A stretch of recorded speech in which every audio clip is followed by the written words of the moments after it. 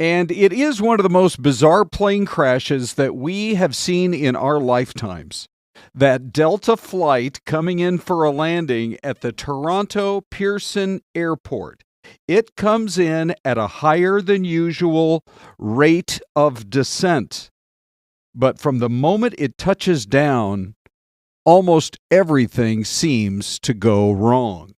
Parts of the plane landing gear collapse. On the other side, the wing starts a cartwheel like motion that throws the aircraft into complete chaos on board, and the plane lands upside down. Every single person on board survived. But what happened to those final few seconds that led to this wild situation in the first place? Well, that's the question that we think we are finally starting to get a few answers from. There's got to be a lot more, in terms of just the overall kind of detective work that investigators have got to do. But finally, what did happen in those final few seconds that led to all of this? Well, they are now being revealed in a report just released by Canadian authorities. Now, keep in mind, this was a flight that was coming in from the U.S., from the Minneapolis airport. It was being operated by with about 80 people on board total. I believe there were 4 crew members. So you had about 76 passengers on board. Technically, it was Endeavour Air. And this shows you the flight path that it was on. Now, keep in mind, the weather was bad. I mean, it was blustery, it was snowy, but all the other planes coming in and out of that airport were fine on that same day. So there is no specific blame placed yet, but as I give you these details, you can kind of listen in and maybe form your own opinion as to which way you think it's going to come down. So the report said that the aircraft impacted the runway, the right wing detached, and a fire ensued. So think about what was going on inside that plane. You had people, you're coming in for landing. What are you're going to be in your seatbelt, right? You're in your seat, you're in your seatbelt, and this thing is sliding down the runway. At that point, it had done its 180, and you're upside down where your feet are all the way up there at what normally would be the ceiling, which was the floor when the plane flipped. So here we go. At approximately 3.5 seconds before touchdown, the rate of descent increased. That's probably not a good sign. At about 2.5 seconds, there was an alert that sounded in the aircraft that was a warning to the pilots that the descent was coming in too hot. So obviously that should alert them to an impending problem, but of course, here's one of the questions. At that point, was it too late to do a go-around and attempt another landing? I've heard multiple pilots say that's exactly how you're supposed to, by the textbook, handle a situation like this where you're coming in too hot. But if that alert sounded at about 2.5 seconds, then that may have not, at that point, you're so close to the ground. If they had decided to pull up and do a go-around, it could have alleviated this situation, but I'd have to talk to a pilot. I mean, at what point do you have to make that decision? 5 seconds beforehand? 10? 15? At 1.5 seconds, 1.5 seconds before touchdown, the aircraft was slightly below the reading it should have been at for the system that brings these aircraft in for those nice, smooth landings that we all want to have. There's nothing better than being on a flight. Maybe it's been a little blustery as you've come in. There's been some turbulence, but you come in for that landing that's so smooth you barely can tell when the wheels touch. That's what you want to go through every single time. Well, that's the 180, the complete opposite of what happened here. So the question is, it came in slightly below the reading it should have been at. Was it so steep that it could have caused all these problems? Because as you well know, once the landing gear of the plane made contact with the runway, at that very moment, the landing gear, I believe it was on the right side, just walking you through this now. So the landing gear, basically, at least a portion of it collapsed. Then the wing that was connected to the fuselage began to come apart. And it was at that moment that there was jet fuel that was being released. Just a horrifying situation. And then that's what ultimately led to the fire. So if you've seen some of the videos that people were posting online, I mean, it's really awful to think what this whole situation was like, but it's a miracle that no one was killed. Syleste joins as well this morning here on Fox 10 Talks.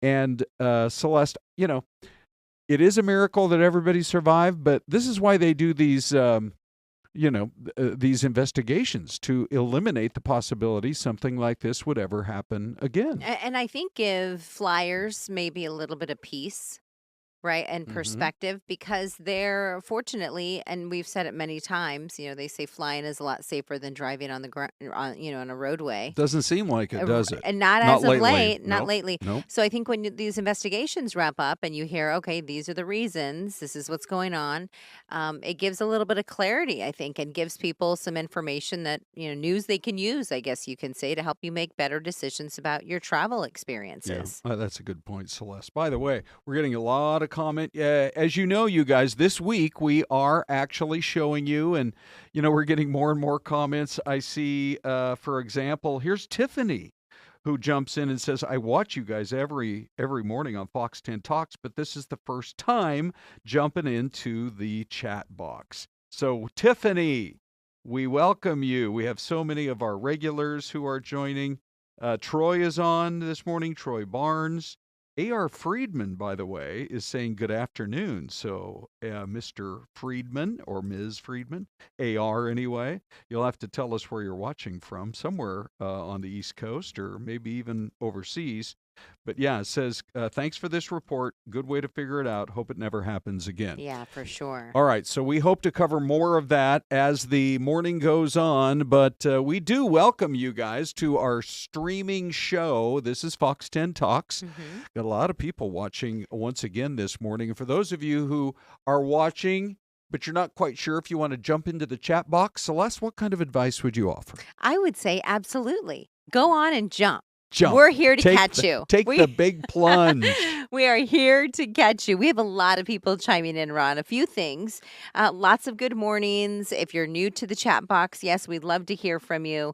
And on the morning show this morning, we were talking about some unfortunate mean nicknames that you were called maybe in grade school. I heard that. And Jen's Wall, she's sharing her thoughts on one that she was called. She said, they called me Bubble Butt in school. I was so mad. Now I'm mad because I don't have one anymore.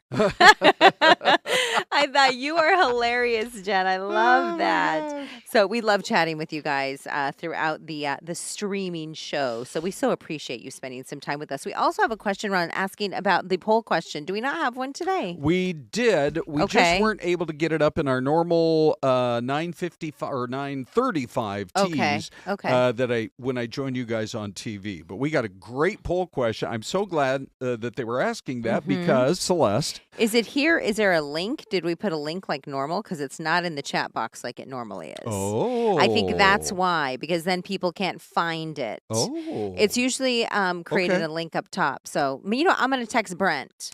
Brent's out. Oh. But you can text Kim. Okay. All right. Or Ken. Kim or Ken? Yeah. Do you know those people? I do. I know them very good. well. And all actually, right. They help us do a lot of different things in this building, Ron. For the 8th year in a row, Finland is the world's happiest country. I got to go over there. And here's what's strange about it, Syleste. All of the top 4, you know how the brackets are going for March Madness? Yes. Here's your final 4, ladies and gentlemen. Finland is the the world champion, followed by Denmark, Iceland, and Sweden. All very cold places, Syleste. Very cold. Now, here's the interesting thing. I just want people to keep this in mind. The U.S. came in at 24th, which is its lowest ranking on record. But this is, and I didn't realize this till I was researching for our audience, it's a 3-year average. So if you've had maybe you have a good year this year, yes. It's not even going to show up till next year. But if last year was bad and the year before that, and the year before that, Mm-hmm. that's how it's going to show up. So this honestly is more of a reading of where things stood about a year ago to a year and a half ago. Okay. But That's good perspective because people may think, oh, this is right now. Yeah. And what's happening right now. But no, this is quite a while ago. Okay, so here's what we want to tell you guys. If you don't find the link today, we'll get it worked out on the replay. I'm sending in a Slack to Kim right now. Okay, I'd send it to Ken. Ken. Okay. Yeah. Ken, we got so many people working on this streaming show. Anyway, here's your question, and you can go to X. If you go to X, you'll see the post that we put up a little while ago. Here's our poll question. And so, are you happy with the direction of the country at this moment in time? Look at this. Okay, so we launched it at 9:30. I was a little late getting it to Ken. Already close to 200 votes. Yes, we're finally headed in the right direction, 55%.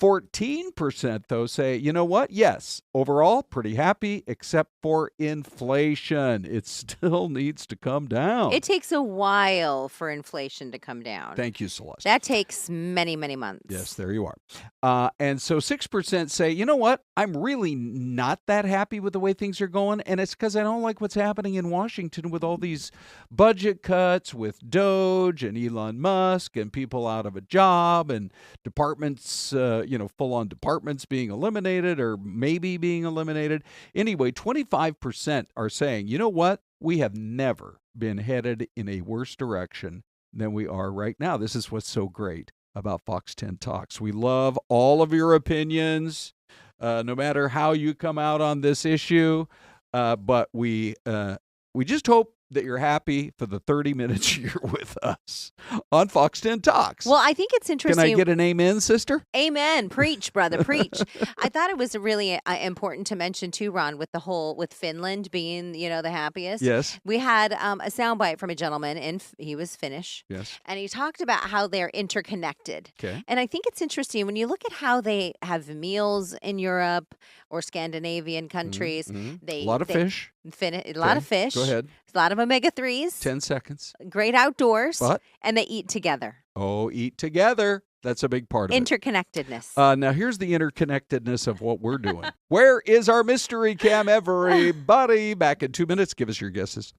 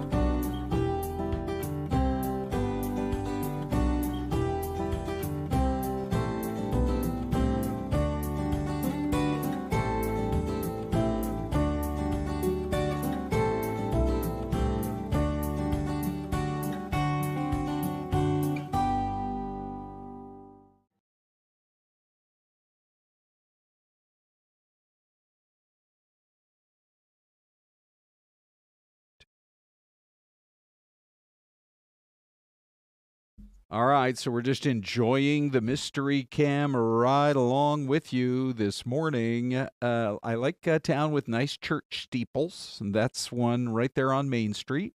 And then there's another one a little over to the right. Oh, yeah. So it could be the Baptists and the Presbyterians. Oh, all working together. They're Correct. who gets to lunch on Sunday first? Open that diner early. All right. So anyway, you guys can give us your guesses. But Celeste, we have a new viewer who is jumping in, and this is what we love on the stream. We do. We have Mike Pike. He's a new viewer from Bouse, Arizona. Yeah, Michael Pike. And so we had to look it up, Ron. We had to double check. It's mouse like house or like mouse. Mhm. And to get there, you basically take the old highway to which is the 60 out through Wickenburg, Salome, and then you're in Bouse. And before you know it, you're in Parker in that beautiful little area of the Colorado River called the Parker Strip.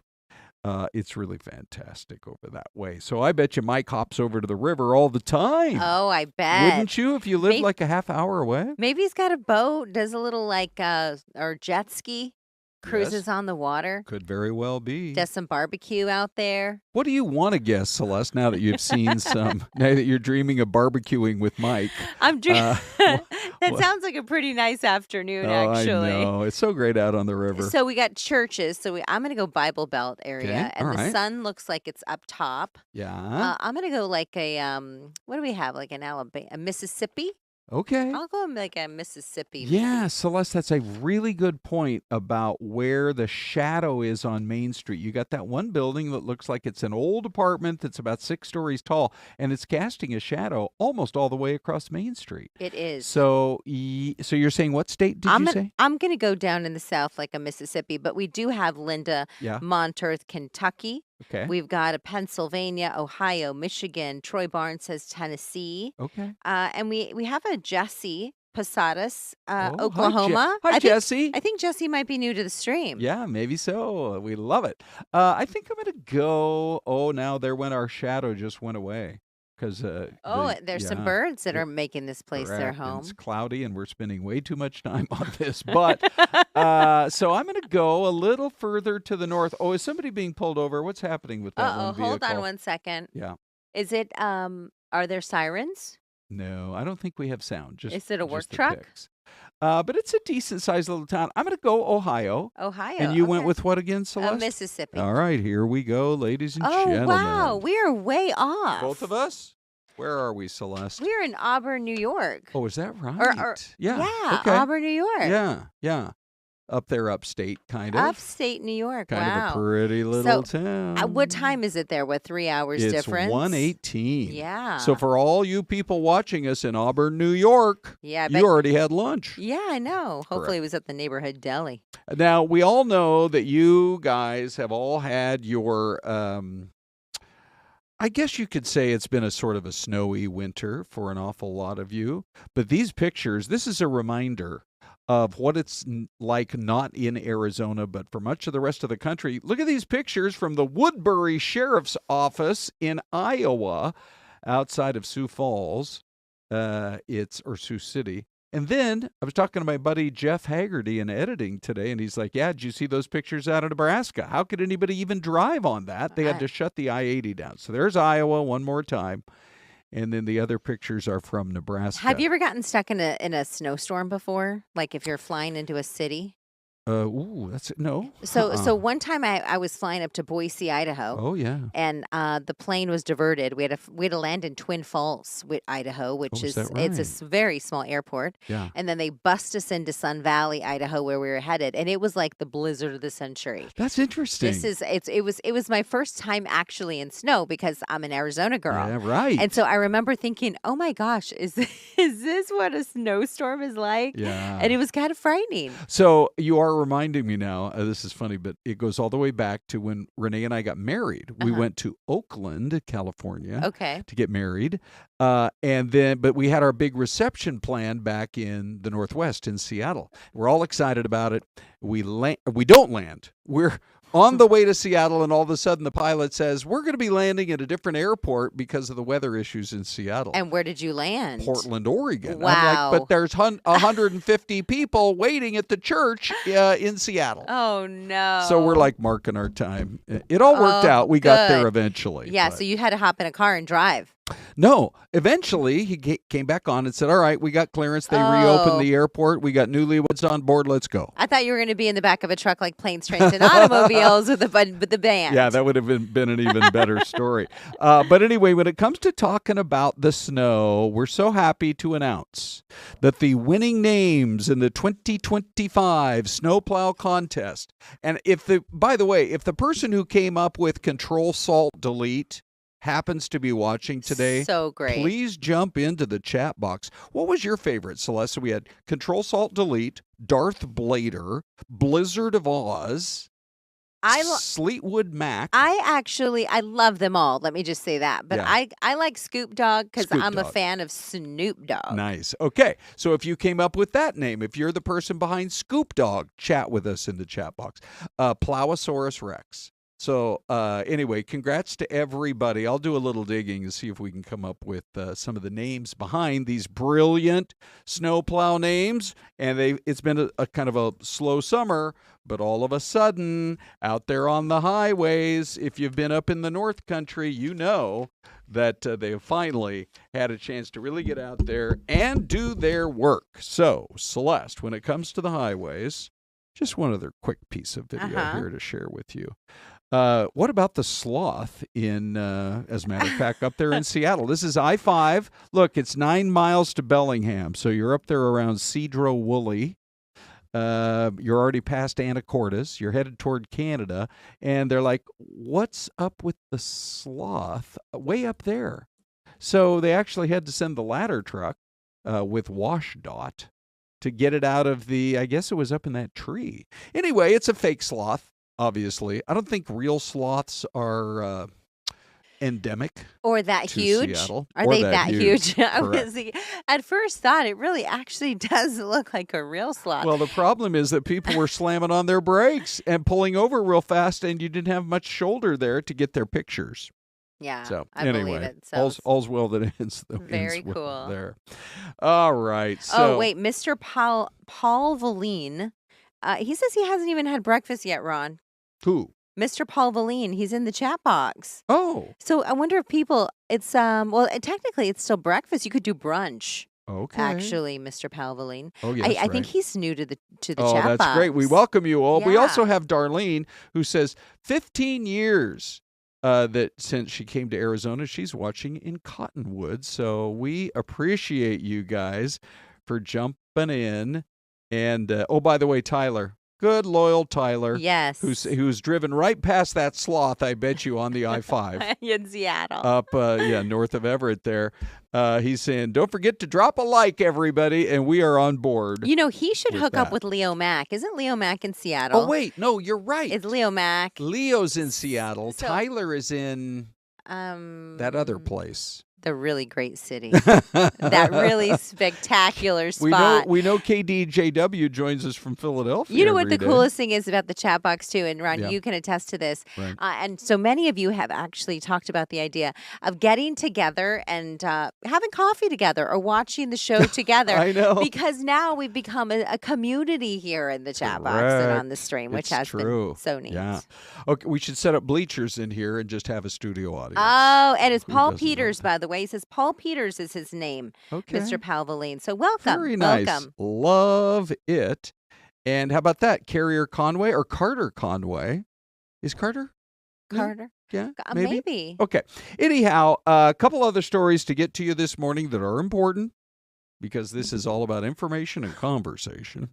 The administration says it finally has a plan it's working on to overhaul the air traffic control system. I heard a report, Celeste, about a week ago Yes. that at some airports, they Remember when you used to have like a large tower for your hard drive, and you had to take a floppy disk Oh, the floppy, and insert yes. it? There are still places in the country's air traffic control system where they're using floppy disks. Oh my Come on, goodness. that Well, can't even here be I, real. I wonder if it's because anytime you connect to a cloud system, there's always a chance of one having a hacker, Okay. and two, that if the system goes down, what are you gonna do?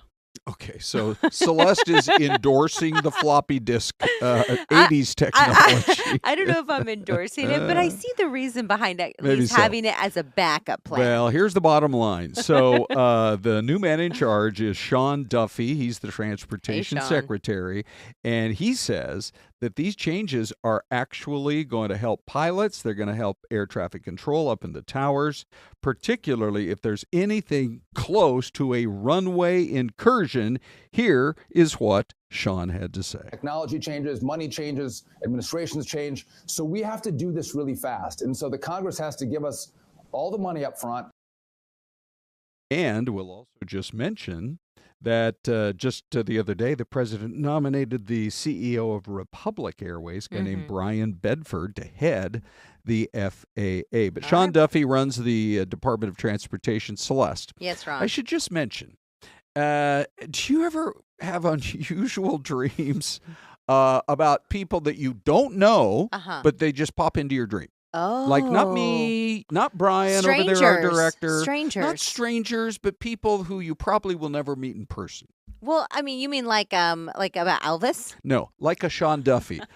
I had a Are dream. you dreaming about Sean Duffy? I had a dream about Only Sean you. Duffy. Only last night. you. You know, one of the members of the administration. The thing about it is, Celeste. Did you take your pen in there? Were you taking notes? No. He wasn't. He was actually running a car rental location. I love it. At a fishing lake. Did he give you a good deal? No, actually, he was like, "You're never going to make it to the airport in time." Oh my goodness. And so he said, "Tell you what, I'll run you to the airport." He gave you a ride. Well, so what was that he conversation offered. like? He's like, "I'm telling you, you're not going to make it to the airport." This is the guy that runs the airports. Oh, he's my like, I can goodness. tell you right now. Well, I don't know. Well, and you had to believe him because he runs the airport. Correct. He knows. Yeah. But anyway, it was this little podunk little country my car rental goodness. shop out at the fishing lake. By the way, I don't know, Ron, Celeste. while we're thinking about what we're dreaming about, Correct. Tyler's in North Phoenix and Carter's in Mesa. All right. You guys are the best. But can you believe we already have to say our goodbyes? It went by too Celeste? fast. Too bad we don't have enough time to talk about my dreams, Ron. Oh, that's coming tomorrow. Whichever member of the administration. Yeah, that's called a deep tease. Thanks for watching, everyone. Have a great day.